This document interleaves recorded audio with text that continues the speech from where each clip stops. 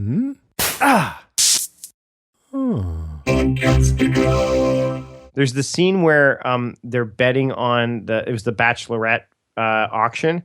And there's a part, if you freeze it, you can see me in the background. And because I'm very pale, they have to put makeup on. But there's like a fine line between when a guy who's really pale puts theater makeup on and it looks like he has makeup on. And I had gone well past that point. Podcast Junkies, episode 63.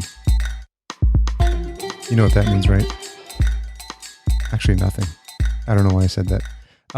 This week, we speak to Mike Vardy in what can only be subtitled the most productive podcast episode ever.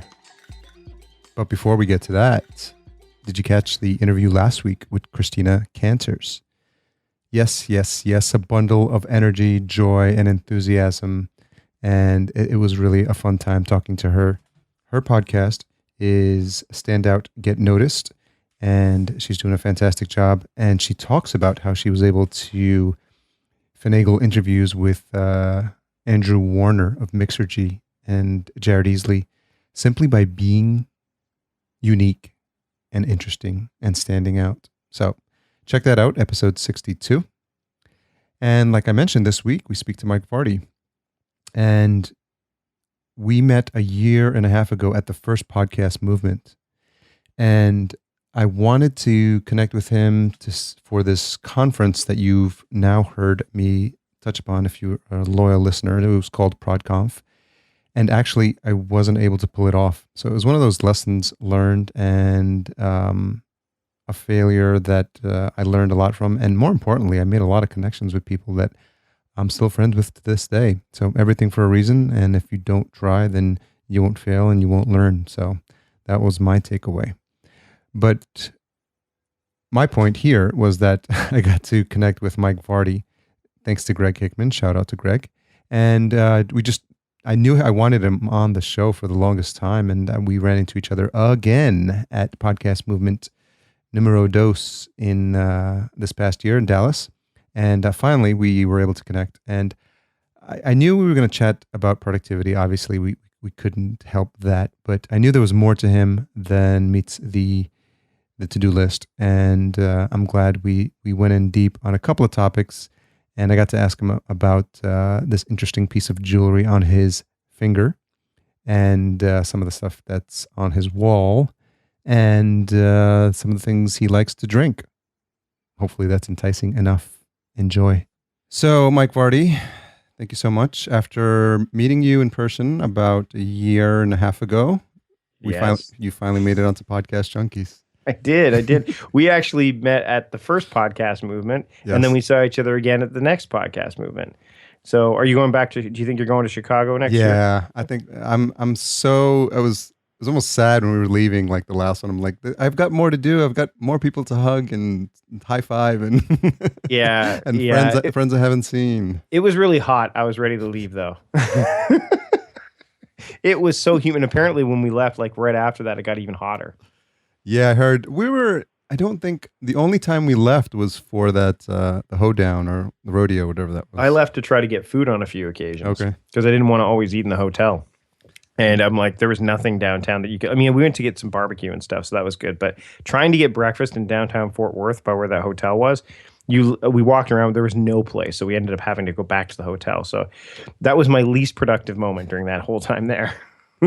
I think Chicago should be a lot more fun.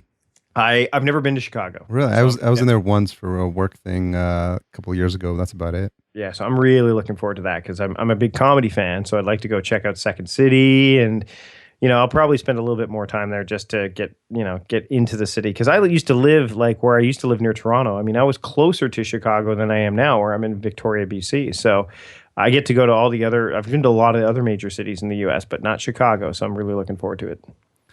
So this is known as the show of rabbit holes. And since you brought up comedy, let's start there. Sure. When was the first time, or do you remember how far back, what it was that drove you to take an improv class? Oh man, I remember when I was doing it was like, I think it was like a confirmation or something. I was raised Catholic, so there was like a big confirmation or something like that, and they had it in this rec facility in Milton, Ontario, which is just outside of Toronto. And I used to do like a killer Bobcat Goldthwait impression. Before, I think it was before puberty hit though. And so I would go in, so I walked around, and this is back when like video cameras were the size of, briefcases and stuff like that. Was it the one with the strap? Yep. Yeah. Oh yeah. It was big, Betamax like on the thing. And I remember, my cousin was going around, my older cousin, and they were filming stuff, and I was doing all these impressions, and everyone's kind of saying, "Oh, look at you! You're like trying to be funny," And I thought I was funny, and apparently I was young and cute, so that made it more funny. And then from there, that was kind of the first bit of acting I'd done. And then when I went to high school, I was kind of a class clown, so I did like theater, and then I did. It was around the time that George Herbert Walker Bush was president. I would do a lot of comedy fodder there. Yeah, I was doing like the Dana Carvey impression of him for like Air Band. So I'd be on stage going, Nat Gandit, Nat Gandit, like I'd do the whole thing. And then I went to do work in radio for a little while. And then when I moved to Victoria, I had been working for Costco for about 5 years, actually about 3 years in the Toronto area. And then I got moved out to Vancouver, and then from Vancouver to Victoria. And my roommate, he kind of had the sense like the humor carried with me wherever I went. And he said, you got to try this improv class. Like you and me, like you just have this knack about you. I'm like, sure. And I was like into Costco for a number of years. I was management. I was on my way up. I was like one of the golden boys. And I went to this improv class, and then that was it. Like at that point in time, everything flooded back, like all of the improv stuff, all the comedy stuff. And at that point in time, I knew I wasn't long for working at Costco anymore. So that kind of took me and the first improv class I took with Spilt Milk, I took to it. And the next time I went, they said, okay, we're doing this gig for a television station that's rebranding itself in Victoria, and we'd like you to go. And I'm like, sure, like this is going to be fun. So I went and I played this reporter or whatever, and like this old gumshoe type reporter. And then at the end of the next week, we went to rehearsal again, and he gave the Scott, the guy who runs the troupe, he said, here you go. And he hands me a check. I'm like, what's this for? He goes, well, your pay. And I'm like, you get paid to do this? Nice. And that was probably one of the highest paychecks I ever received doing improv, but nonetheless, it was kind of a recognition that I didn't have to stay at Costco doing what I was doing and not necessarily enjoying it. I could move into a space that I loved, and I get to use improv to this day. The other day, I did a workshop for the United Way recently, and it was a quick 25-minute keynote. They said they wanted a keynote. They didn't want a keynote. They wanted like a power workshop, because the first keynote I did, they're like, well, we're kind of hoping for more actionable stuff. I'm like, well, that's not a keynote. Is you take away what you take. Like, so anyway, I watched. I just come back from Webinar Ninja Live in San Diego, the event there, and I watched Grant Baldwin, who obviously, right? Yeah. And Grant talks about, and I had him on my show, and he said, he has a worksheet that he hands out to everybody as part of his thing. And I'm like, the last time I did a workshop in the library, there was no cell signal. The tech was shoddy at best. And so I'm like, I'm just going to do this. And so I improv'd. I had the whole talk done, and I rehearsed it, but then I'm like, I'm not going to use these slides. So let me create worksheets from these slides, and then I can just use them as bullet points. And it worked like a charm. So the ability to, I think anyone who does any kind of speaking or podcasting or whatever, if you have some kind of improv background, I think everybody should take a class, because it gets you to think on your feet. Because improv isn't about thinking about things before you go into the situation. It's about being able to think of the thing while you're in the situation and making it work. And when you can do it long enough, and you've been doing it as long as I have, it really is a huge asset. So when you did that, I think you mentioned not only did you take improv classes, but you also took acting classes as well? I was an act. I won the drama award back in high school. I was a musical theater guy. I actually almost went to musical theater at the University of Windsor in Ontario. So I was in musicals. I was in Guys and Dolls, My Fair Lady. I was in a weird play called A Macbeth, where there were 3 Macbeths, and I was Macbeth number 2, I think. where I was like the evil Macbeth, and then the other guy was the good Macbeth, and then Macbeth 1 was like apparently the combination of us. Like Macbeth Face Off or something. Yeah, something like that. Exactly. Macbeth Face Off. Yeah, I was Nicolas Cage and he was John Travolta.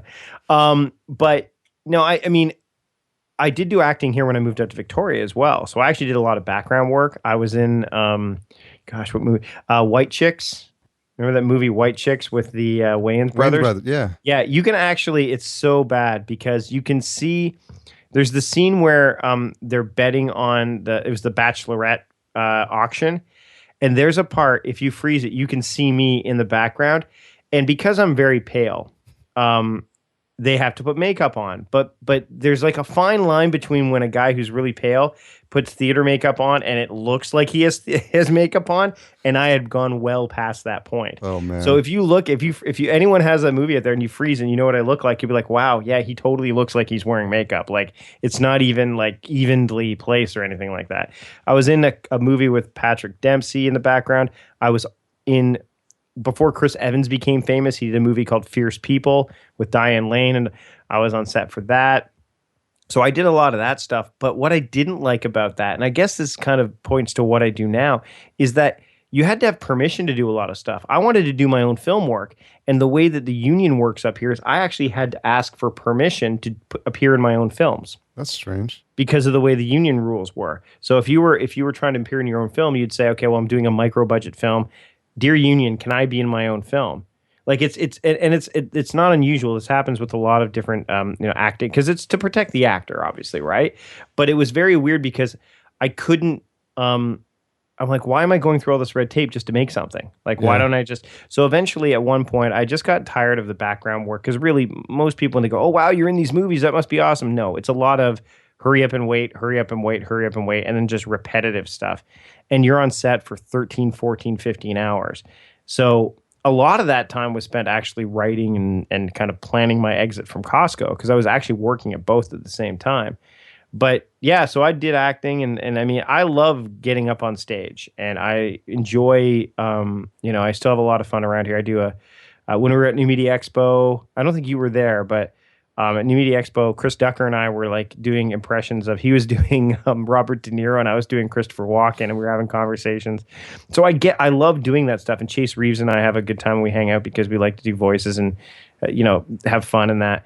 But I think that the rigors of the acting career and the lack of income, plus coupled with, because I did stand up too and sketch comedy. I've got a family. I've got 2 young kids. And I mean, I can't just up and go. And I could tell you that if I stayed in those trends for too long, not earning enough income and, having to leave my family, I would not have been welcome back to the family, I'm sure. I'm sure. But it's interesting because all those things really color who you are now. And like you said, you can put them all to use. I studied acting for about 3 years and I actually took an improv class as well. So where did you go? Did you go to Ramblings? No, it's just a one-off class. This is when I was living in Atlanta, and I thought I was going to pick up acting, or at least acting classes again. The classes themselves I took for 3 years. It was in Meisner Technique in New York. Yep. So it was just serious. It was a black box theater, and it's interesting. One of my classmates, his name is Otto Asando. Mm-hmm. He's an African American guy. We're about the same age, or maybe he's a little bit younger, but he kept at it, and he's actually now. He's in that series Copper that was on cable, and mm-hmm. he was the slave in Django who got like whipped by Leonardo. Oh, really? And he just landed a part in the new Born Identity. Wow! And so he's blown up, and I just saw him on a trailer the other day for another movie. I was going to give him props on Facebook. So, but think about it. That was like 15 years ago. You got to stick at it. Like you can't like. There's no such thing as an overnight. Gary Vaynerchuk talked about this recently too. Like, there's no such thing as an overnight success. I don't care what business you're in. Like I mean, it's amazing that you watch Bradley Cooper. I mean, Bradley Cooper was on Inside the Actors Studio, asking questions to Robert De Niro when he was going to the Actors Studio, and then they appeared in Limitless together like years later. And so, and that kind of stuff fascinates me. I love watching like the documentaries where like the actors and where they've been and like the biography stuff, because And I do the same thing with athletes too. Like I love watching the NFL Network and like the football life stories because you get to see where they were, and all of these people, they dedicated their energy, their heart, their soul, their willpower, their discipline to the craft, whether they were writers, actors, directors, and the it shows. If you want to do great work, then you have to do it consistently, and it's hard. I don't know if you've been paying attention lately, but Derek, you know who Derek Sivers is, obviously, right? Yeah. So Derek, in the past couple days, has created this thing called the Now page. And I don't know if you read about it, but what he did was he's created a page on his website that just says what he's working on now. So who he is, what, like all the stuff. So it's basically like, his old talk, if it's not a hell yes, then it's a no. Yeah. Now he just sends them to that page.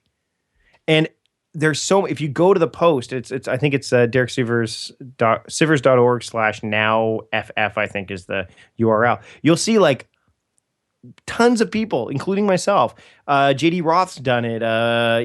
Paul Jarvis, like a lot of people who are pretty well regarded on the internet have all done it because it's like, look, I want to do great work and I want to have this thing that I'm accountable for, like that I can say, hey, look, I'm working on, the Now Year approach right now. So if you ask me to come and do another joint venture project with you, I'm going to say no because I publicly declared it. So it's almost like it's really, really cool. And I think that more people like athletes and stuff like that and actors, like they dedicate their time, and directors and all that, like they turn down projects all the time. You probably hear oh, the guy who was going to do the Gambit movie backed out, because why? Well, he probably had a better project that came along and he waited and said, okay, I'm saying no. And other actors will say, no to the thing that comes along because they've already dedicated their time to this one thing. So I think that it has colored who I am. And I think one of the things that I'm focusing on more and more is being able to hone in on one or two parts and diving into those as opposed to trying to do everything, which we all try to do, no matter whether we're productivity strategists or not, because we want to achieve, and we want to please others and all that stuff. But I would much rather do one thing really, really well, like a Jason Zook who does like the Buy My Future stuff, or Gary Vee who really does like what he does very well, than do like 20 things half-assed, because eventually one of those things is going to break, right? Yeah, I think I've been just doubling down on how I'm starting to brand myself. And one of the things that I was looking through one of these coaching videos in this class I'm in is about having this one word that defines what you do. And it's really like, is it like amplify or authority or confidence, or, it could be in your case, maybe productivity, or maybe it's even something higher. And then your expressions of that are one level below.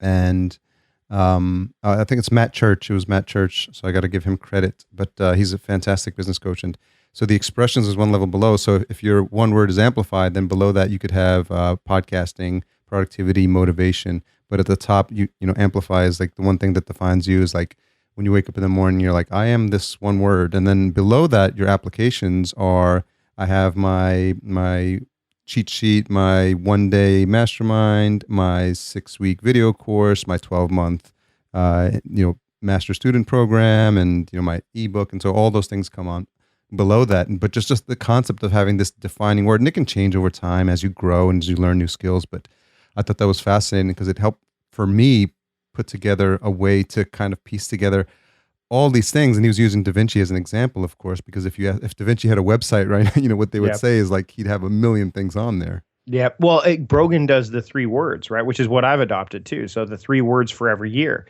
So this year, my words were growth, generosity, and gratitude. So everything I did had to at least cover 2 of those 3 words, ideally 3.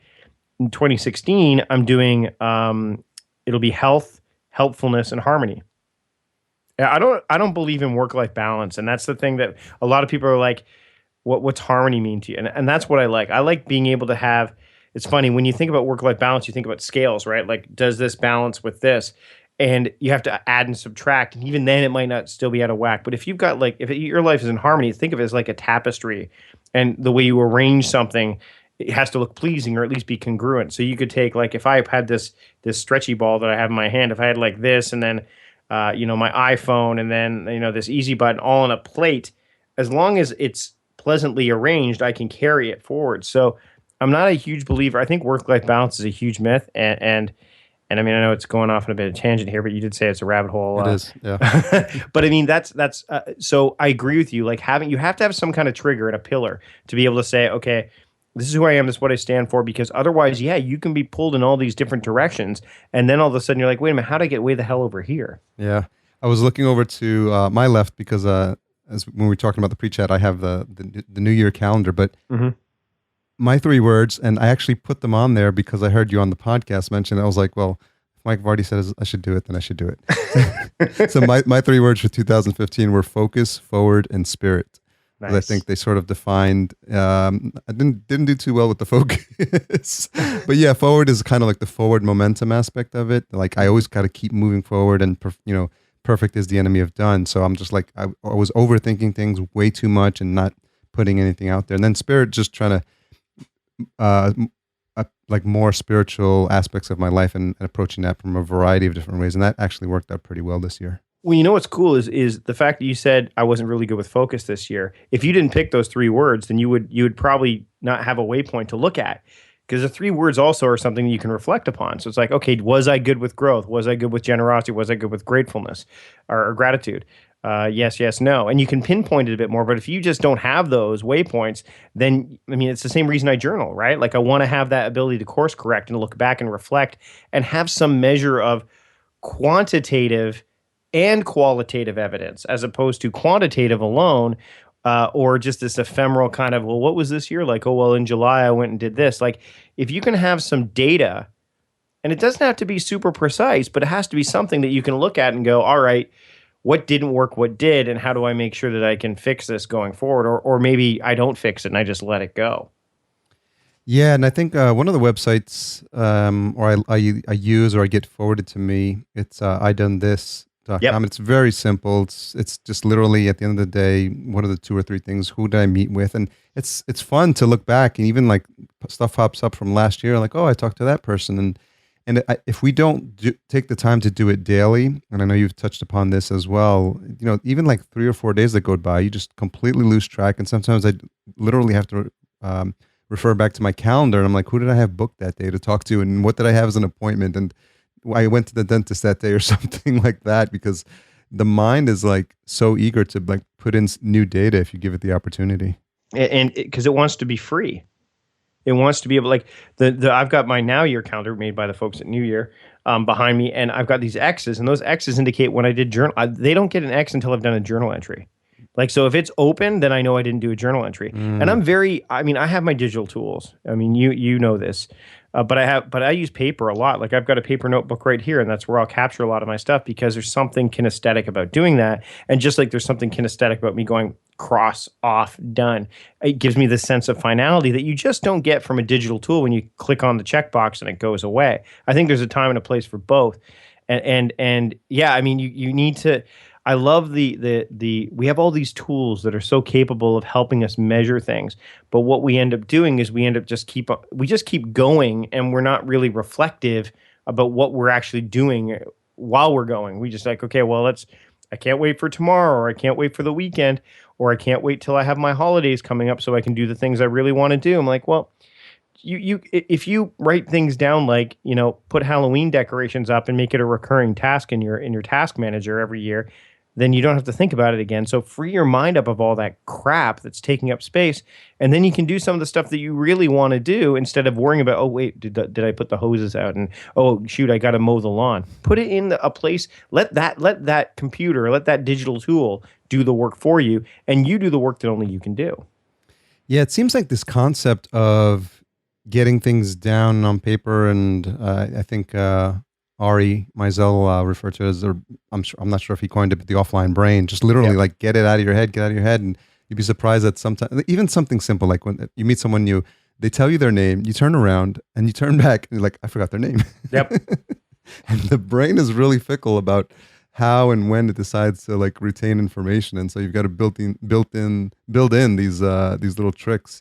But the point I was trying to make is, I love having my Moleskine on the desktop at all times, But there's things like the 5 Minute Journal. I need Yep. there's a new Kickstarter for the Best Self journal. The guys from 5 Minute Journal actually have Productivity planner. a new journal, and then John Lee Dumas has got one as well. I don't know if you Yeah, know. the freedom, is it the Freedom Journal? Yeah, and it's interesting that everyone is harping on this concept. And I think what's interesting is that they've built something that works for them, and I imagine their circle of friends, and they've told them about it. But they're all different takes. They all think they've identified what's the best way to capture what's in your mind. So I think at the end of the day, for me, a blank page works best. And if I have the things I'm going to jot down every day, I already know what they are, then I have the space to do that. So you know what I'm going to do, and this is like I watched the productivity planner go up, and those guys are based out of Toronto, and I love the 5 Minute Journal idea.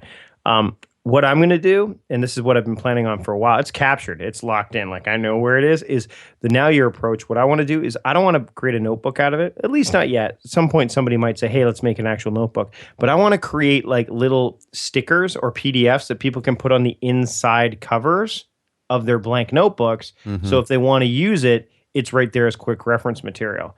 So that way they can use it. Because I find what happens with a lot of these tools is that people see the framework and it doesn't suit them, so they stop using it altogether. Yeah. Or they feel guilty because they didn't feel. It's the same thing with Grant. The reason that Grant uses those worksheets is because he leaves blanks on them, so people have to fill them out. And if they don't fill out the blanks, they kind of feel weird that they didn't fill out the blanks. They're kind of harkening back to our old school days. Well, if you miss a day in this journey, like in the productivity planner per se, you might feel bad about it because it's a blank page. Like, oh, I didn't do anything that day. But I didn't have anything to put in that framework. So I think that everyone has their own frameworks that they need to have. And I think aids are great. I think different approaches are great. But for me, I think what I want to do is take, like, I've got my little field notes notebook here. So I'll make one, like a little tiny one that goes on the inside of that. I've got one for the Barren Figs. I've got one for I've got an Evernote Moleskine over here. I think that having something like that would be far more valuable for me, because then I'm not, kind of put inside this box of what, this journal says or this notebook says that I should or shouldn't do. That's why I like dot grid notebooks over lined notebooks, to be honest, too. Yeah, it gives you that flexibility. At the end of the day, and we touched upon it earlier as well, with all the people talking about productivity, there's a flavor, a voice, and a method, and a book, and a system that works for a variety of different people. And I think they all exist and they're all successful because they find an audience. Mm-hmm. Absolutely. Even for a Canadian guy like me. But the one thing that I think is interesting out of all the guests I've had on, you are actually the first with a superhero ring on your finger. You're noticing it right now as we're looking. Yes. I'm a big fan of the Green Lantern, not the movie, but the character. And it's not been something I've been like, the Green Lantern isn't like, oh, I've loved him since childhood. Like literally it's been since I've started this journey, right? Like what he represents, and he being, I'm going to use Hal Jordan as the example. Yes, Green of Land purists that are out there. I know it's the Green Lantern Corps, and I know there's 5 of them, and that are Earths, and I know what the sector is. I know all that stuff. I've got in fact, my bookshelf behind me, I've got actually, I don't even think I have them in here. I have them in the main library in the house. All the comic books from like the Blackest Night series and all that. But what I like is the idea of will. I like like will is, to me, if you can tap into your will and understand when it's being tested, then you have a much better chance of doing the things you really want to do.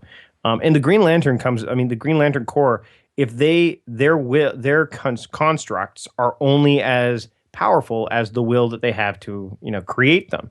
So I love that methodology and that idea because, again, I'm not a morning person. You and I talked about this before we really got into it. So I'm not a guy who uses like an extreme amount of willpower in the morning. I will do all the small win stuff, like the little tiny stuff that doesn't take much willpower, because that way I use a little bit of it at a time. And then when I hit the evening hours, which we're coming up to, that's when I've got the reserve left to really knock it out of the park. And then, I take my little superhero ring in the morning and put it in the charger and charge it up for the next one. I don't really do that, but you know what I mean. And then the other thing is, the reason that I also like him is because the enemy of the Green Lantern was the Yellow Lantern, and the yellow ring symbolized fear. And so, again, that whole idea of beating resistance, and which Stephen Pressfield's talked about, or just facing the fear and doing it anyway. That kind of stuff. It really, really resonates with me. So I'm a big visual avatar guy. You can probably see, I know no one can see it here, but I've got a Green Lantern. There's a Green Lantern up print there. There's one that I'm facing. I've got a giant Green Lantern. I've got a Green Lantern pencil tin. I've got a Green Lantern action figure that's all green, and he's in my window, so he shines through. Behind me, I have a whole shelf with them. I've got the little Green Lantern Lego guy. I have avatars of him almost everywhere. Tasteful ones, not it's not. I'm not like not but they're adult ones. Well, and they're placed so that they're not all in one massive place. They're there as there's one. So no matter where I look, I'm going to see one. And I'm a big believer in visual avatars because I think that they remind you, even subconsciously, about what you're supposed to be doing in that space, or what your values are, or what your mission is. So, yeah, I mean, others need to get a funny story is a guy, Travis Collier, who's just written a book called Scale, and he's doing coaching now too. He lives in New Orleans now, but he was living overseas with the Coast Guard. Him and I met at the World Domination Summit a couple years ago, which is Chris Guillebeau's conference, and or the conference that Chris Guillebeau plans, and he's got tons. It's not just Chris's conference, but nonetheless, we were there. It's bigger than Chris now. It's bigger than Chris. And so we were at the Deschutes Brewery. I think it was Deschutes. And we're sitting around there and we're having beer. And I'm with my old podcasting partner, Michael Schechter, from the Mike's on Mike's days. And he's talking about my old book, The Front Nine. And he's saying, I can't believe that you bring up the Green Lantern, Vardy, in this book about golf. I'm like, well, golf has green, da, da, da. And this one guy, Travis, his eyes perk up. He goes, are you Mike Vardy? Now, and I'm like, yeah, it was very weird because it was and he shows me his ring, and he's got a Blue Lantern ring on. And he said, I read your book and I love the idea of avatars, and he bought the Blue Lantern ring. Now, this did not go over well with Schechter because he always tries to put me down. So he's like, man, this sucks. Your ego is going to, but it was just so cool to meet this guy and to know that I had an impact. And then to know that we've kept in touch ever since. He's bought a Red Lantern ring. When I did Creative Live a couple years ago, he hung out with me and my wife and took us to Umami Burger and all that stuff, showed us around the area. And my wife's like, oh, we should go see Travis sometime. Well, he's in New Orleans now, so we've never been. So of course we will. Exactly. So, I mean, I think avatars really do mean a lot to people because there's something that, and it doesn't matter what it is. I'm not ashamed about the whole, someone says, oh, you're wearing a Green Lantern ring. Who cares? And my kids got this for me too. And to be fair, Schechter actually sourced it out. So this nice Green Lantern ring, and it's not like a toy ring. It's an actual ring. Yeah, it's nice. I love it. And I think you have to own all this stuff. You have to own the fact that, yeah, I write in my journal. Sure, you can call it a diary or whatever the hell you want to call it. Sure, I have Green Lantern action figures in my office. Sure, I've got this new, when BB-8 came out for the Star Wars, that little remote control one, I went and bought, yeah, I've got it. He's looking at it right now. Wow. I mean, you got to own that stuff. And then you got to just make sure that you can, and then the key is to maintain, to make sure that you don't, to make sure that you can maintain that without compromising other aspects of your life. So without, I'm not going to go and buy the Green Lantern massive, studio lantern because it's $500. I don't need that. Just the BB-8, I'm not going to go the new R2D2 projector. I'm not going to buy that. It's about making conscious choices, and that's what productivity boils down to, really, as well. But you have priced out that large Green Lantern thing, so I think I've seen it before. I'm not buying it though. Remember, I'm not the CFO in my house. My wife is. So. But what's interesting, Mike, is all these things that we grew up with, we're not supposed to toss them once we get older because they define who we are and they're part of our childhood, and some of them bring back really fond memories. And like you said, you're using this avatar for a specific purpose to help you move forward in life and define what's important to you and what you should be focusing your time on. And so, I'm a huge proponent of that. I mean, for myself and my wife, we love electronic music, so we continue to go to festivals. And every year we go, we're still like, wow, these kids look younger and younger and younger. But you know what? We still enjoy being there. So it's we're not going to stop, and we're not going to stop, going to the movies that we like going to and just doing fun things just as we get older. I think that the people that do that and the families that do that, they feel like they have to shut off that aspect of their childhood and and then just become like quote unquote adults. Well, and I think the other thing too is that people shut it off because they feel that there's other things that they could be doing that's going to make ends meet better or whatever. I mean, I think that you have to carve out time for that kind of stuff. Like the new Star Wars movie's coming out as this is airing in what, like 6 weeks, Yeah. or something like that. And again, conscious choices here. I want to see it opening night. Oh yeah. I'm not seeing it opening night because my wife and my kids my kids want to go see it. My wife wants to come along. I'm not going to go see it at 10 o'clock at night on a Thursday night. And my wife's like, well, we could go Friday. It's the last day of school, but Saturday would be much easier for us. I'm like, man, I have to wait till Saturday. Like you do know I work on the internet. Like I see everything so I'm going to have to be, but again, it's about like, I could have very easily gone and bought a ticket and not cared. I could have done a whole bunch of different things, but it's about, okay, well, I'm remembering back to my experience seeing Star Wars in 1977 at a drive-in in Hamilton, Ontario with my parents and blown away. And on it before it was Buck Rogers. Buck Rogers was the first movie that was on before. And I'm like, this is unreal. I think it was 77. Anyways, I saw it in the theater and I'm like, my kids need that too. If they're going to see it, and I want to share my first time seeing it with my kids because that's what my parents did. And so that's probably an example that, most people can relate to, but we don't do that for a lot of other things. Like we don't do that for things that are, really important. We'll be busy spending a bunch of time just checking off a bunch of boxes and say, hey, look at all the stuff I got done. But then that book that you want to write is not worked on, or that conference that you want to attend, you haven't done anything towards actually going to it, or that business that you want to really take to the next level. Instead, you're like, well, I got through 300 emails today. Like, that's great, but that doesn't matter. Like inbox zero is not about getting to your email box to zero. It's about getting your head clear so that you can make proper decisions. So I think if people focus more on that, then they could make more conscious choices like, hey, I got to spend some time thinking about when I want to go to Star Wars. Because most people don't do that. They'll go, Star Wars is coming out on Thursday. I better go see it right away because of the internet and because of everyone else will be there. Pause, take a breath. We don't have enough time.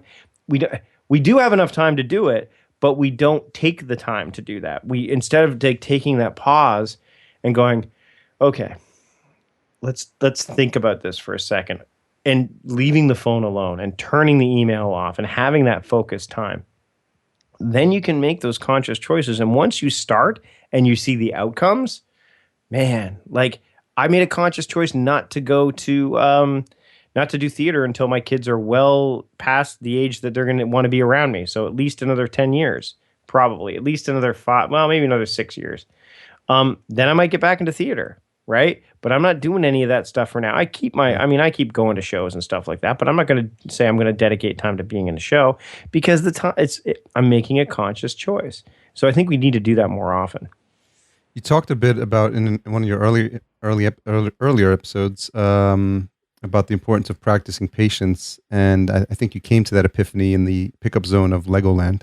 Yes. You want to talk a little bit about that? Yeah, it's funny. Patience for me is like, it's hard because, and it's been hard for me because, one of the things that I always want to go, like I always want to keep moving, right? When you're a productivity guy or girl or whatever, you want to keep moving things forward. But sometimes you forget that standing still is actually moving them forward, being patient. So, things like going into Legoland and seeing all the Lego stuff and going, I could buy this Dimensions Lego video game now, but I can just buy it when I get home and we don't need it right away. And and again, past experience teaches me that if I buy a video game, I play it for like 2 weeks and then I don't play it anymore. I know I'm not alone in this. The lineup to get into the one ride at Legoland where everyone it was funny that it was the boat ride, and people were all mad because and it was another one too. There was two rides where the people said, this ride's not, the lineup's too long. The ride won't be ready till probably noon is when the things will be picking up. You're more than you're more than welcome to stay here, but we figured it might be a 20-minute wait for you. We'd already been to Legoland twice. We're like, fine, we'll wait 20 minutes. It was a 5-minute wait. But so many people in front of us were like, no, I must go and do more things. Like, no. And we got on. Same thing with the Lost Emperor ride. I mean, they're like, the ride is broken. We don't know if we're going to get it back up. We're closing soon. Make a decision. And a bunch of people left, and we moved to like the second in line, and they decided to put the ride back up. So there is something to be said about like taking that time to be, to not move, to be patient. And I mean, yesterday we're recording this earlier, but my daughter came back from a field trip from Vancouver, and her bus wasn't going to be until 7:30 at night. This was her first field trip, and we live on the island, so they had to take a ferry over and all that stuff. So it was an all-day trip. And my wife's like, do you want to go? And I could tell in her voice, like she was exasperated, like she didn't want to go pick up Grace. And I just finished doing something similar to what we're doing now. And I thought, yeah, I'll go. And I brought my iPhone with me, and I'm sitting in the parking lot, and I'm like, I'm really, I could multitask right now, like kind of sort of multitask. And I'm like, I'm going to do a podcast about it, which Patreon supporters of my show will get to hear, where I talk about like, there are ways to kind of sort of multitask. You're not going to give everything 100% effort, but really sometimes you don't need to give waiting 100% effort. Like I was waiting for my daughter to show up. I'm like, I got 10 minutes. I'm going to record right now. And I wouldn't have had that thought if I didn't have all these other frameworks, all these other things in place. And so I think the other element of patience is to say, I need to take some time to set up this framework. I need to take some time to build my approach. I need to take some time, and the payoff won't be tomorrow or the next day or the next day. But then, as we discussed earlier, when you're looking back at your year and you say, focus, ooh, that wasn't a word I really used all that much.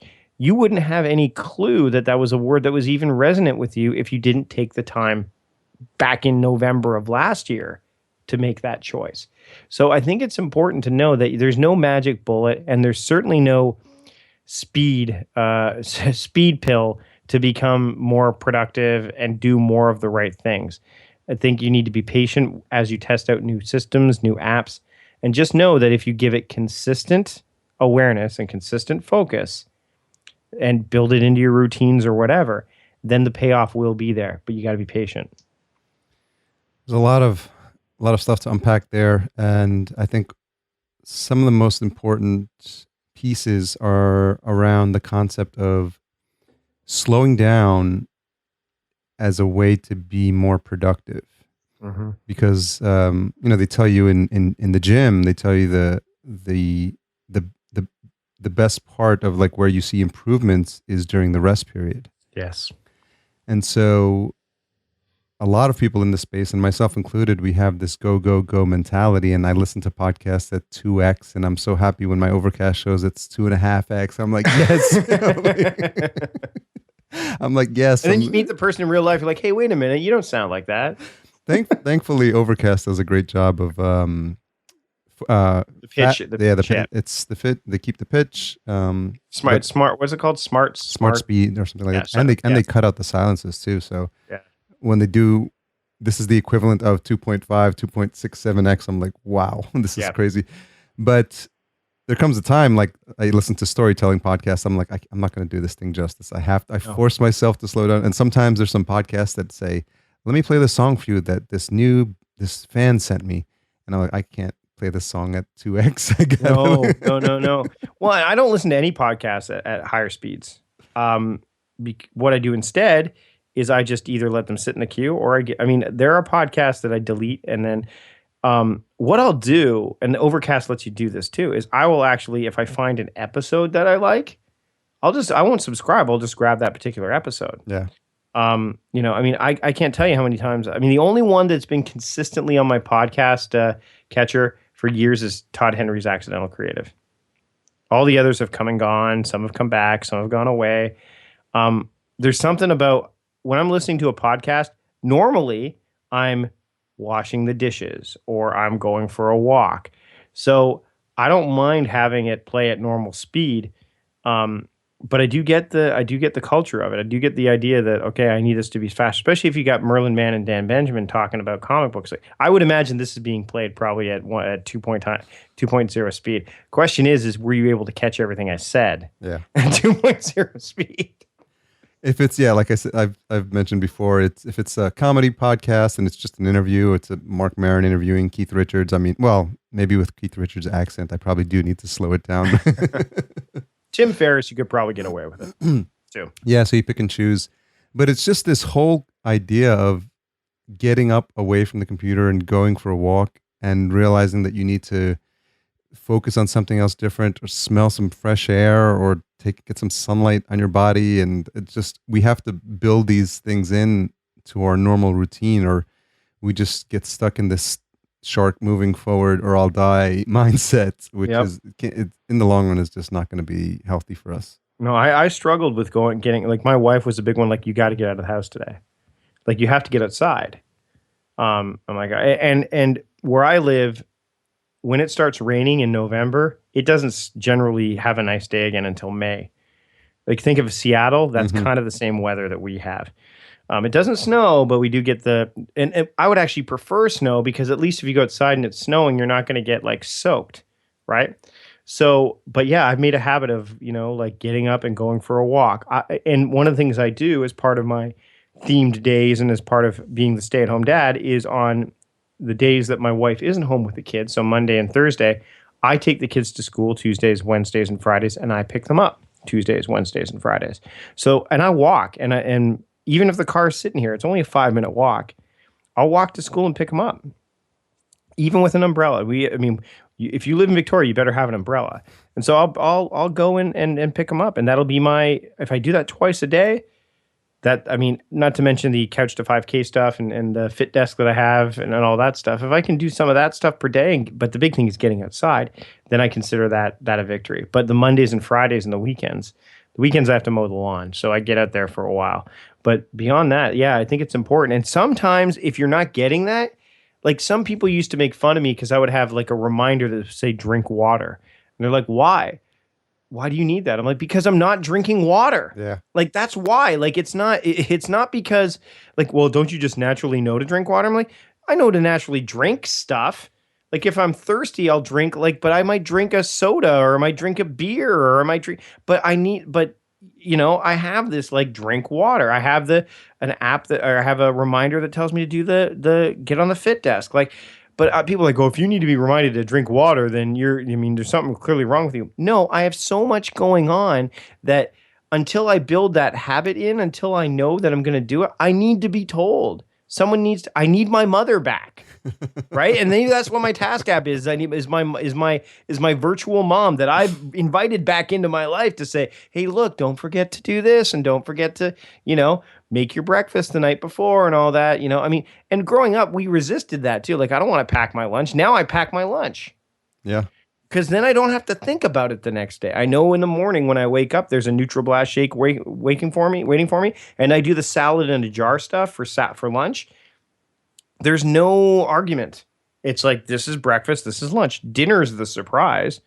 And then, I prep my water the night before. I put lemons in it and all that stuff. And people go, why would you do that? Because if I don't do it, then it doesn't happen. Totally agree. I'm a huge fan of this idea of we have a limited amount of decision-making power in our day, and we have to use it as wisely as possible. So if we don't have to think about, I eat eggs and toast like 5 or 6 days a week simply because I know what to do every morning, what I'm going to have. And I'm a big fan of things like Blue Apron. Like I like following recipes and instructions. So if I know what I'm going to make, I'm fine. Like I'll take care of dinner. Mm-hmm. And my wife can open the fridge and like magically like piece together. Yeah, I need recipes too. I actually, so on Tuesdays, Wednesdays, and Fridays, we have meetings, my wife and I, and we call them the effing meeting, because we cover 3 things: food, finance, and family. So we normally cover finance first, which means that, and I think that this is important. A lot of people don't do this, and I think if you're in a relationship, I mean, relationships like a business. It is like a business. It is. I mean, you have your partners. I mean, you've got a lot. You've got finances to manage, all that stuff, and you want to make sure everybody's treated equally and fairly. So we have the effing meeting where we cover the three Fs. One is finance. So we discuss all the bills. We have a sense of what's coming in, what's going out. That takes about 20 minutes at most. And then we have the food part, which is where we do our meal plan for like the next 7 to 10 days, because now we know how much money we have, so we know which groceries we should buy and who's cooking dinner what. And that's when I'll go through like these big recipe books. There's a chef in Canada named Chef Michael Smith, and I love his recipes. I used to watch him on the Food Network. So that's where I'll grab my recipes from. And then the final thing we talk about is family. So now that we've got the food out of the way, and now what's going on with the family this week? Oh, well, Colton's got he wants to do a play date on Saturday. Okay, well, let's arrange for that. And we got a birthday party this Friday.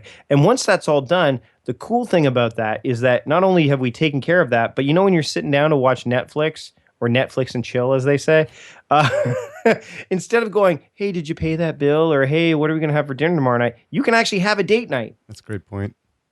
Most people don't do that. They're like, oh, well, we can discuss that. We can discuss this stuff while we're sitting watching TV. Well, first off, A, you don't have a 100% focus.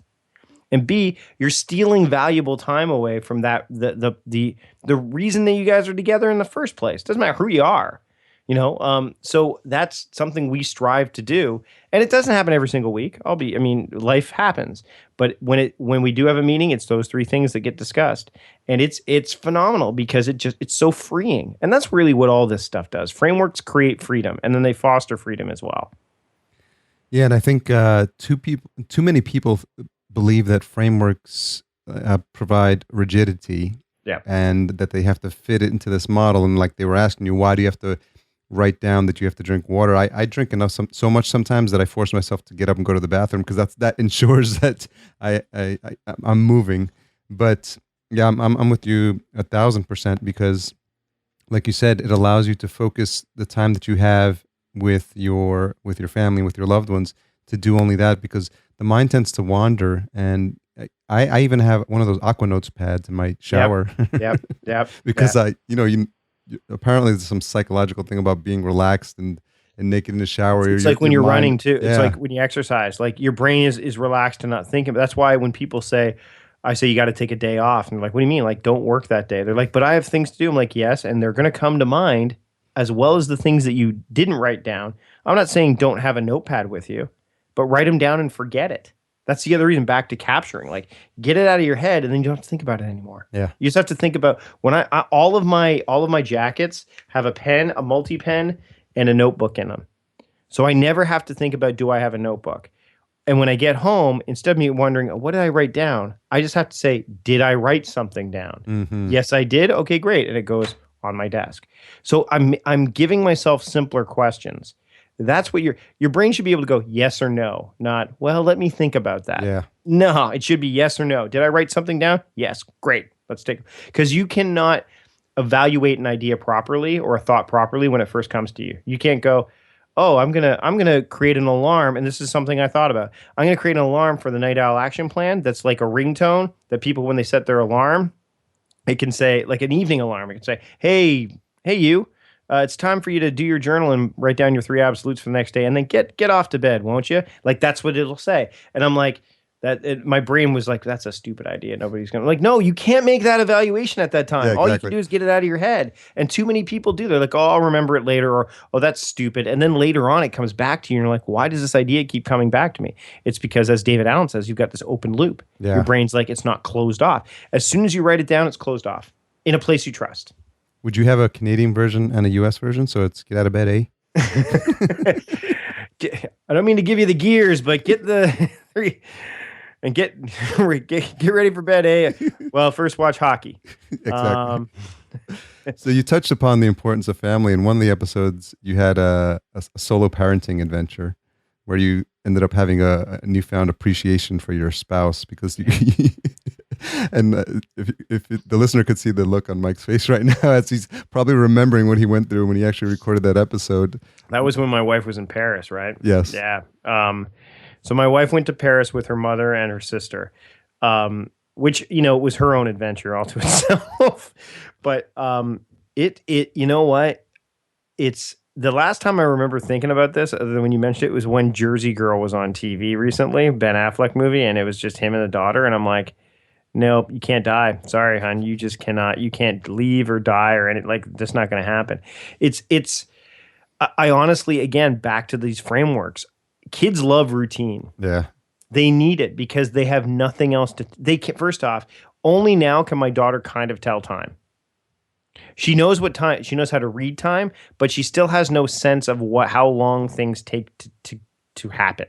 My son, who's 5, knows time based on when the sun goes up and when it goes down and how long a show is. So we actually tell him things like we were flying to San Diego for that Legoland trip. He goes, "How long?" We're like, 4 shows. So it's 2 hours, right? So we were like that's his relationship with it. Kids are crappy task managers, or crappy time managers, but they're awesome task managers. If you give them something to do and they're interested in doing it, they will do the crap out of it. They will do it like my son today. My wife was at parent teacher interviews because I wasn't able to go. I was doing a webinar, and she messaged me, and this is hilarious. She messaged me just before we went, and she goes, Colton's kindergarten teacher thinks that he's ready to read now. And my head both went, that's awesome. And then the other part of my head went, oh man, that means more work. Like, so we're human. We have those.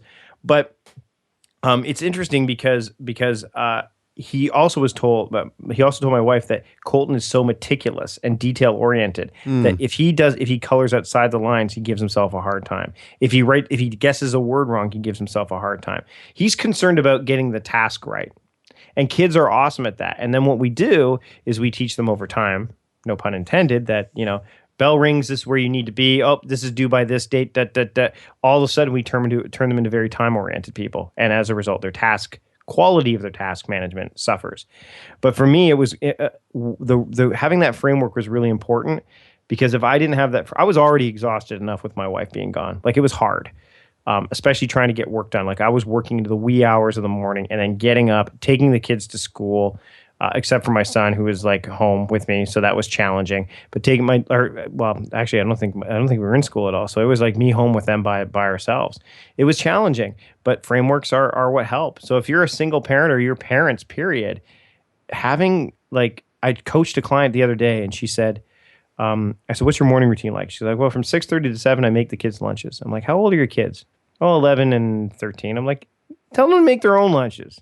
Like, why are you making their lunch? And tell them to make it the night before after dinner. That way you're already in kitchen mode and you've got all that. And she's like, that's a great idea. She emailed me today. She goes, it worked like a charm. Yeah. Because there's no argument. You can't really well, this isn't a good time to do it. Well, of course it is. You're in the kitchen. You're cleaning up. Chances are some of the leftovers will be your lunch. So it makes perfect sense. I said, so now you got an extra half hour in the morning. What are you going to do with it? So, yeah, but I mean, man, my wife, she has been, when I left Costco, I went to go do comedy. And I told you earlier how awesome the revenue of a comedy career is, especially in a small town, Victoria. You're in like LA. You're in the Mecca, right? So I'm in like this place where Vancouver's close, but I wasn't going to go. Vancouver's like a 90-minute ferry ride. So it's not like you just go to Vancouver. When I used to go to auditions in Vancouver, I always like, oh, good, I'm going to waste my day, because you'd go there. They already had their person in mind, and then you'd go back, but they had to have people come from Victoria to fulfill the mandate of the union. So anyway, when I left Costco, and I've told this story before, I quit without telling her up front. So I actually quit my manager job. I love the look on your face right now. Yeah, like we didn't see how that was received. So I didn't quit outright. Let me be clear. I quit being the full-time manager and stepped down to part-time. And I didn't tell her that I was doing it. She wasn't surprised at the end of the day. But the reason is because if I had told her I was going to do it, I probably wouldn't have done it. I probably would have felt bad, would have felt guilty. When I left Costco altogether, the comedy career was starting to do okay, and then all of a sudden the bottom fell out of it a little bit, and she was working 3 jobs, and I was working like trying to build this comedy thing. I went to go work for an Apple computer dealer to kind of make ends meet. She is like a saint. There is no question that if it wasn't for her, I wouldn't be where I am today. And so lately, she's only working 3 days a week now. She's down to 3 days, and she's like, I'd like to drop it to 2. You will never ever hear me argue with my wife about something like that. She goes, I'd like to get down to 2 days a week, because I know she'd never bring it up. But in my head, I'd have the conversation. Like, I fantasize, like, no, I don't think you can. She's like, well, what about the 3 jobs I worked? And what about this? And what, like, Yeah. so You don't want to go there. No, she's just amazing. And she's great with the kids. And we have a really good life. Like, we don't live, I mean, the productivity has hit 6 figures this year. Nice. Most the company's ever made. And it may seem modest, but for us, it's, I mean, when I was at Costco, the most I ever made was $60,000. And it's made 6 figures, and we're not even done the year yet. As we're recording this, we've still got 3 months left, or about 3 months. It's amazing that she wants to be part of it more. We were talking about how she's going to do the show notes for the podcast and stuff like that. So I'm very blessed, and I got amazing kids, and I got an amazing life. And I guess what it boils down to is I want to make sure I maintain that. And so I got to walk the walk just as much as I talk the talk, because as I walk the walk, I'm seeing the results of it. And it's pretty freaking great. There's my Canadian freaking. There you go. Yeah, there, freaking great. But I think that what's interesting, and I can speak from having met you a couple of times in person and having engaged, and you helping me out with a now defunct conference that that one of those try and fail things. But you were one of the first people that came on board, and from there on, we've maintained our friendship online, and then we occasionally run into each other. But there's always this air of just being humble about you, and I think you'd never forget where you came from, and I don't see that changing anytime soon. And so that comes across as you start to build this business. You embed or infuse, whatever the word is, that into every aspect of how you live your life and how you treat your friends who were there and how you treat your family. And also, this reminds me of the episode you had where you brought the people who've contributed to Productivityist on one of your episodes. Yeah. So I thought that was fascinating, and it just happened to be a nice tie into what you just said. And I think that aspect of being humble, I mean, is that something that you were just taught at an early age, or is that something that a mentor made you realize that was important? I think it's a combination of both. I grew up in a family that was, we were pretty typical. My parents divorced after 27 years of marriage. So basically, when I left home, basically as I was leaving, they were breaking up. My dad had this sense of, he's a great guy, but he was always trying to, he was very much a guy who would, he wanted to be more than what he was in terms of work, but he didn't realize that he didn't have to be with us. Like he was almost like the type of person, and he's still around. I'm talking about like he's dead, but he's not dead. He's still very much alive. He's just retired now. But he would be a guy that would want to be important. And I looked at that, and I learned from that that's not how I wanted to be around my family. So I learned that lesson from him. I learned a lot of other lessons from him that were absolutely phenomenally great. That were positive ones, like how to work hard and how to always provide for your family, and how to I got to go to Boston on a field trip when my parents couldn't afford it because my dad was willing to do a bunch of other things. When I had gotten a car accident, my mom was ready to kill me, and my dad's like, no. So he was very good about that. But the one thing I always noticed about him is that work meant a lot to him, but to the point where it was almost that I would have much rather had more time with him as a kid than the amount of money the time he spent working so that we could have what we had. And I think that came from his upbringing too. It was very status oriented. My mom is a lot like me, very loves humor. She's definitely changed. She's a retiree now, so she's very concerned about the weather a lot and golf and money. She's becoming more conservative too. She wants to protect her income, but I think I learned it from just monitor, seeing what was going on. My mom was always she was a realtor, and she did really well, and she didn't go out and be super salesy. She just was earnest and was herself. And other people that I learned from, I mean, I'm learning all the time from people that I see now too. Like the people I interact, like it amazes me. Some of the people that I get to interact with online that, sometimes I'm like, really? Like you're going to chat with me? All right, that's cool. When I got to do the Creative Live thing, I was like, what? Like, Yeah. really? Okay. Like, and then, my wife got to go with me, and my mother-in-law was like, they're putting you up in this hotel and they're doing what now? Like, yeah. Because my mother-in-law had no idea what I did for a living. She just like most parents, because your parents are around the same age, I would imagine. They're like, so how do you make money again? Yeah, exactly. And so she'd like, well, watch on the internet. And like coming up actually just a week before like last week, I did an interview for the Globe and Mail, like a video stream. And the Globe and Mail is like Canada's national newspaper. And my mom's like, you're going to be on like in the Globe and Mail? I'm like, well, not in the Globe and Mail. I'm going to be on the TV of the Globe and Mail. She goes, the Globe and Mail has a TV? I'm like, I'll just send you a link. It's fine. But like things like Reader's Digest called me up, Canada Reader Digest. Yeah. And they're like, we'd like to do an interview. I'm like, sure. And all I thought about was this is going to be so awesome for my mom and my grandma and doctors and dentists everywhere. Exactly. Because it's like, but no, I think that actually they're patients, right? yes, they're patients. They're patients, they're patients. I see where you went there. But I think for me, it's just like, I think it's important to treat people well. Yeah. Like, I think that I've been in bad situations, like when I was, when I left school, when I was I never went to college or university. I wrapped up and went to Costco, but there was like some rough times in between high school and that where I didn't know what I was going to do. But I always took with me that I think it's important to like, just, I'm not religious. I do believe in being a good person. I think that's ultimately what all of these, all religions, spirituality should be, is like, if it doesn't feel good, then you shouldn't do it. Mm-hmm. If it doesn't, it doesn't feel good to treat people like crap, like to me. So I would much rather treat people well and help them, because I know, I mean, I never would have imagined if someone said to me 10 years ago, oh, while I was working at Costco or just getting ready to leave Costco, you know what, in 10 years, you're going to be a productivity strategist. That's, you've done talks here. You're going to be you'll have done South by Southwest. I'm like, you're crazy. I'm going to be like a door greeter at Costco or whatever like that. So I think it's a combination. I think my upbringing, like the environment I was in, probably taught me a lot.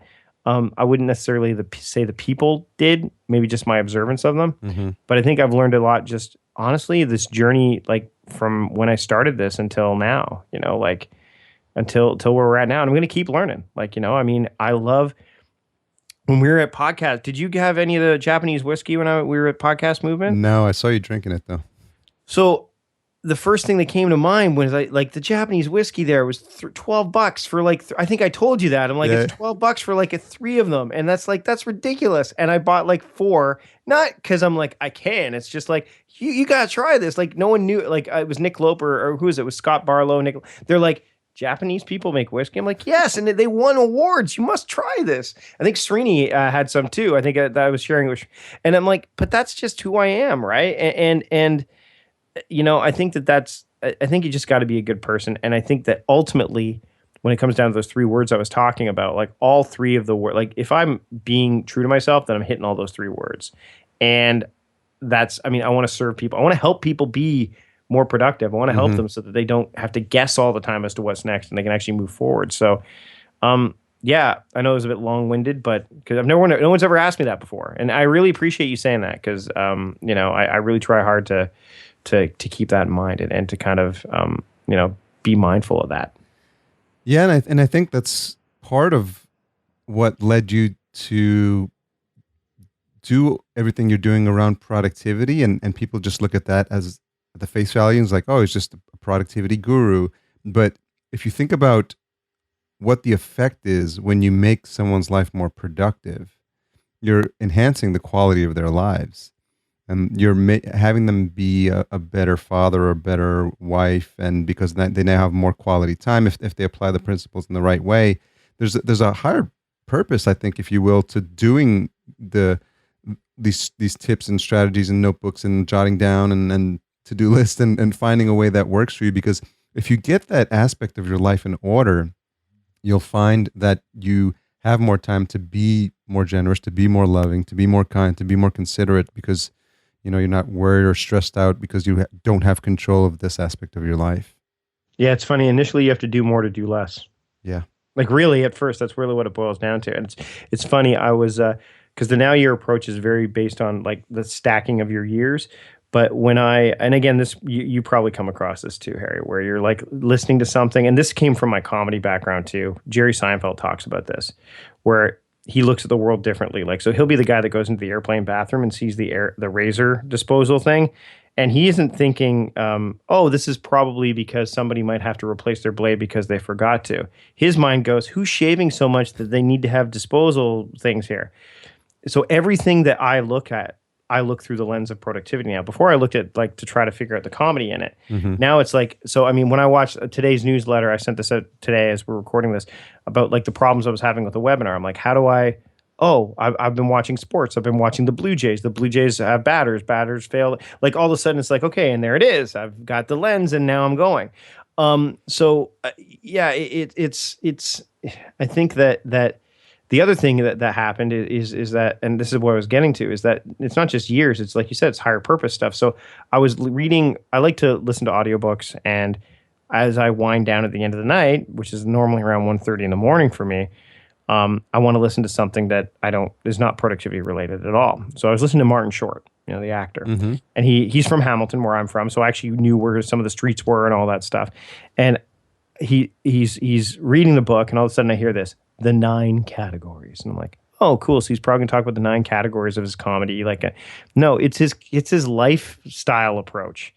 And he talks about, and I'm like sitting there, and my brain, one part of my brain's going, this is amazing. And the other part's going, no, you just want to go to sleep. And I got up and I started to, so now I've got some other elements that when the now your approach moves into the now life stuff that I want to do, then I've got that already started through the genesis of what Mark Short said. So I was up till 3 a.m. that night. And you know what? That's fine. It's just the way your mind works, though. It's just the way, but if I didn't get it out of my head then because the nice thing, it's again, improv to sketch, Mm-hmm. kind of going back to where we started. Improv classes. Improv is the genesis of sketch. Most improv bits become sketches. Like all the stuff you see on Saturday Night Live at some point in time or another was an improvised bit.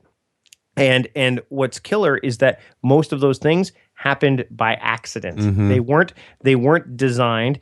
The expertise of the players and the creativity of them created these characters. Like Wayne's World would be a great example. Like Mike Myers and Dan, that kind of thing. Matt Foley, the Chris Farley character. Like all those things came from just nothing, and then they became this huge phenomenal sketch that. So I think that's once you capture it, then you can do so much more with it.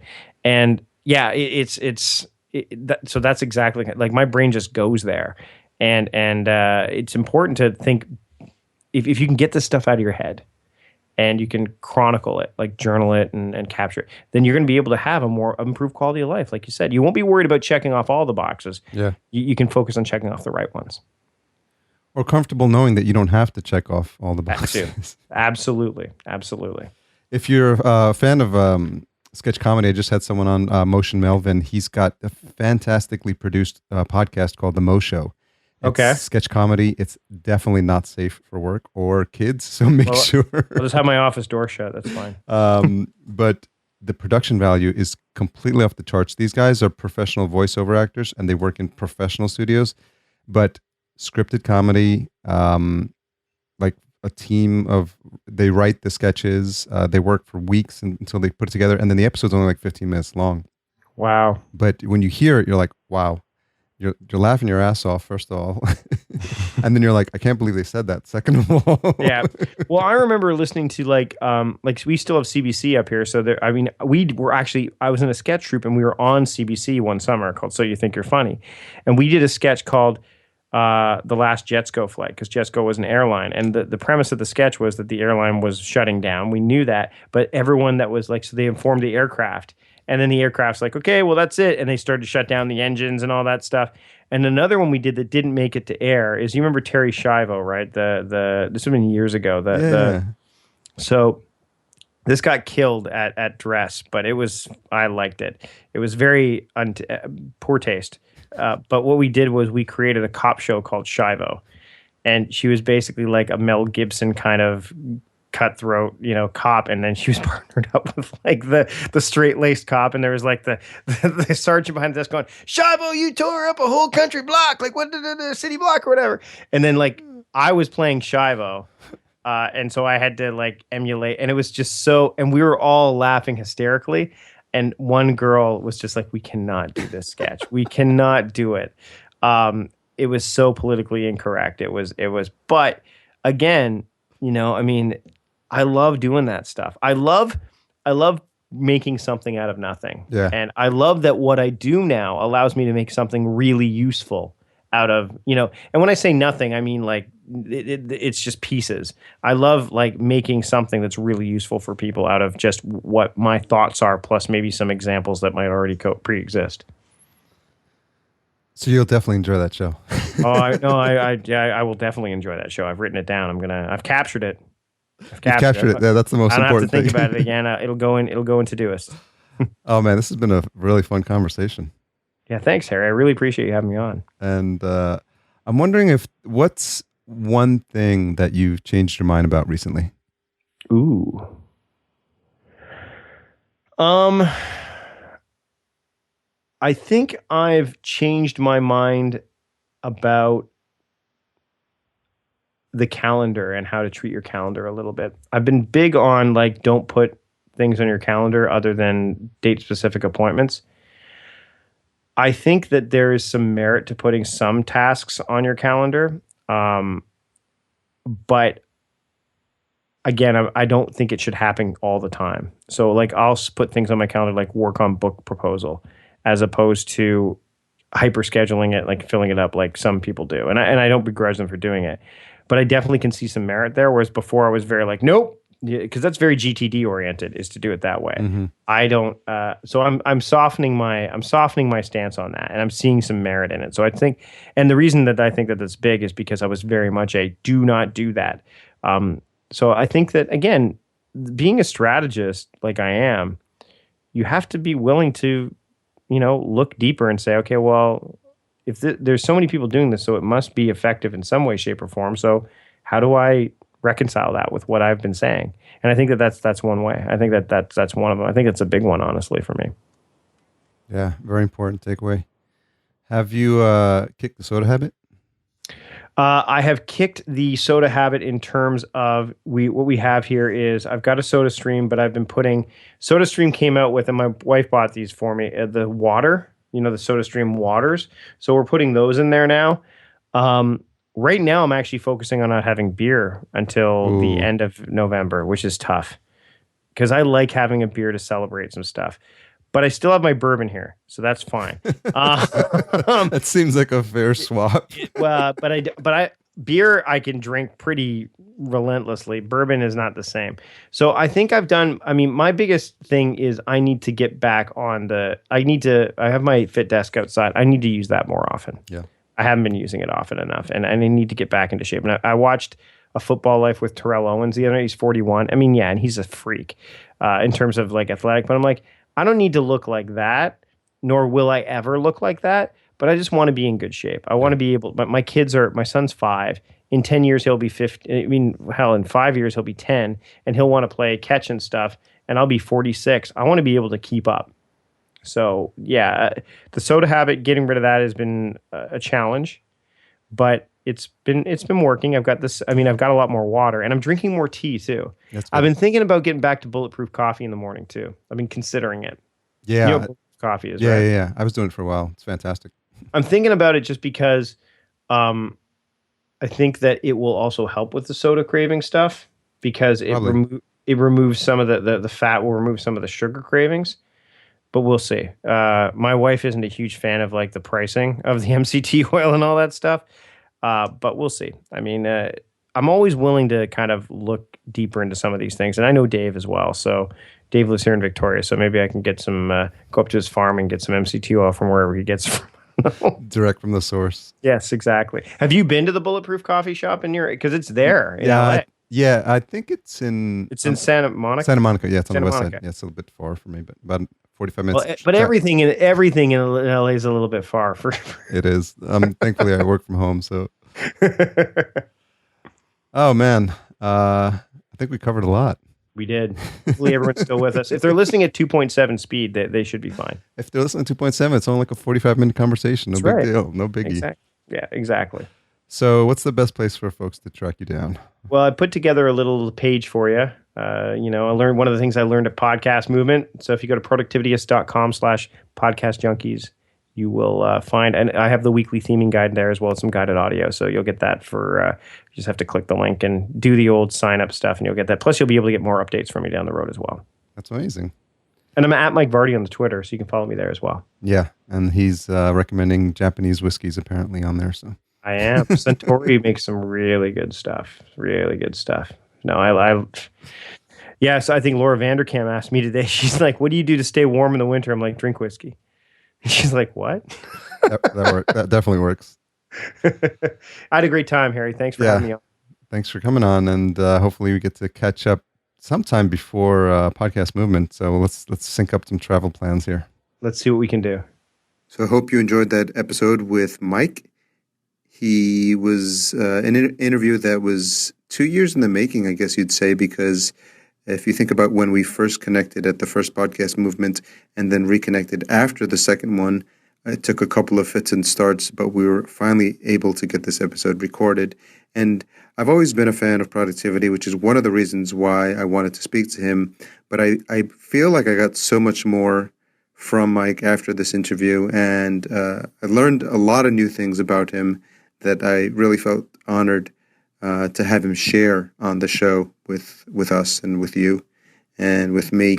And I'm just appreciative of his view on life and how he's really taken everything in stride and looked at all the things that have come his way being the culmination of the effort that he's put into this point. And I'm really happy that his productivity ventures are taking off and his business is taking off, because I think it's well-deserved for someone like him. So once again, the intro and outro music is composed by Cedar and Soil, so please make sure to check them out, cedarsoil.com. And we are a proud member of the Podcastica Network, so make sure you check out that whole slew of shows on Podcastica. This week on the Sci-Fi Movie Podcast, Remy, Ian, and Jonathan cover the super sci-fi classic with none other than Dennis Quaid and Louis Gossett Jr., Enemy Mine. Man, I haven't seen that movie in such a long time, so I think I might have to check that episode out and see if it still holds up. So don't forget, you can get all the information about the show at podcastjunkies.com. And if you made it this far, we're going to make the retention hashtag related to Mike's favorite character, the Green Lantern. We'll do hashtag Green Ring. Hashtag Green Ring, if you made it this far, that puts you in the super secret society of Podcast Junkies. Thanks again for listening, guys, and tune in next week when we've got another interesting episode and guest for you to check out. Have a fantastic week.